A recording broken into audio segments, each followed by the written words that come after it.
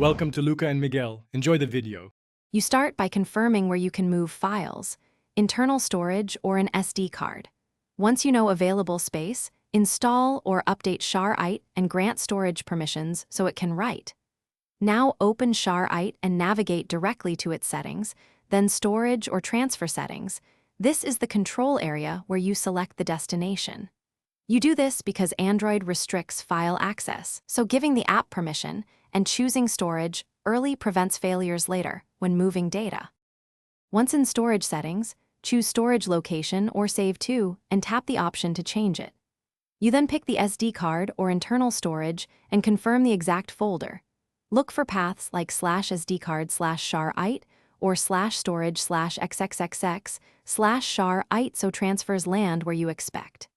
If Android prompts you to use the storage access framework, accept and explicitly grant access to the chosen folder. This step is required because Android isolates app folders, and permission ensures Shareit can create and write files there.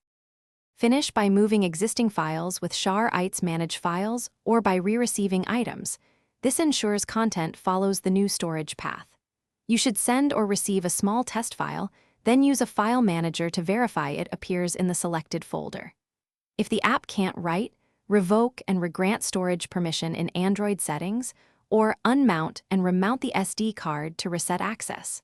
If problems persist, clear Shareit cache and repeat the folder grant to restore correct behavior. Thanks for watching and please subscribe. It's the best investment you'll ever make.